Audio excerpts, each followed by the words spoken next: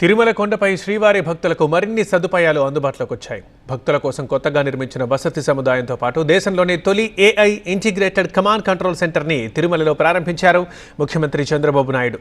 అంతకుముందు ఉపరాష్ట్రపతితో కలిసి తిరుమల శ్రీవారిని దర్శించుకున్నారు బాబు. తిరుమలలో పర్యటించిన ముఖ్యమంత్రి చంద్రబాబు ఉపరాష్ట్రపతి రాధాకృష్ణన్తో కలిసి వెంకటాద్రి నిలయాన్ని ప్రారంభించారు. ముందస్తు బుకింగ్ లేని భక్తులకు తిరుమలలో వసతి కల్పించేలా 102 కోట్ల రూపాయల వ్యయంతో ఈ వసతి సముదాయాన్ని నిర్మించింది టీటీడీ. ఇందులో ఒకేసారి 4,000 మంది భక్తులకు ఉచిత వసతి సౌకర్యం కల్పించవచ్చు. ఇందులో 16 డార్మిటరీలు, 2,400 లాకర్లు, 24 గంటలు వేడి నీటి సదుపాయం ఏర్పాటు చేశారు. అలాగే ఈ పీఏసీ 5 ప్రాంగణంలో ఒకేసారి 80 మంది తలనీలాలు సమర్పించేందుకు వీలుగా కళ్యాణకట్ట ఏర్పాటు చేశారు. అలాగే ఒకేసారి 1,400 మంది భోజనం చేసేందుకు 2 డైనింగ్ హాళ్లు ఉన్నాయి. వసతి గృహం బుకింగ్ కౌంటర్ను ఉపరాష్ట్రపతి రాధాకృష్ణన్తో కలిసి ముఖ్యమంత్రి పరిశీలించారు.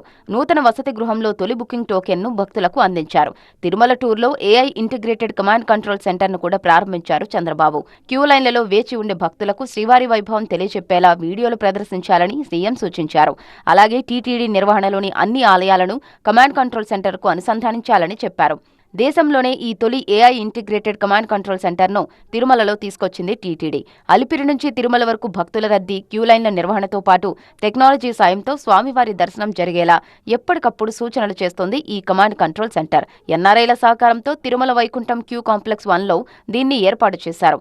25 మందికి పైగా సాంకేతిక సిబ్బంది ఏఐ కమాండ్ కంట్రోల్ సెంటర్లో నిరంతరం పర్యవేక్షిస్తూ సూచనలు చేస్తుంటారు.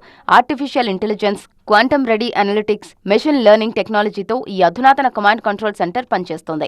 6,000 సీసీ కెమెరాల సాయంతో క్యూలైన్లలో ఎంతమంది భక్తులున్నారు, ఎంత సమయం నుంచి నిరీక్షిస్తున్నారు, సర్వదర్శనం పరిస్థితి ఎలా ఉంది వంటి అనేక అంశాలను అంచనా వేస్తూ ఏఐ ట్రాక్ చేస్తుంది. 3D మ్యాపింగ్, రెడ్ స్పాట్లను గుర్తించి రద్దీ నిర్వహణకు సహకరిస్తుంది.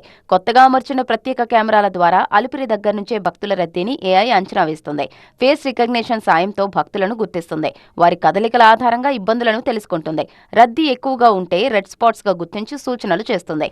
దీంతో పాటు సైబర్ అటాక్స్, తప్పుడు ఆన్లైన్ పోస్టులను కూడా అడ్డుకుంటుంది.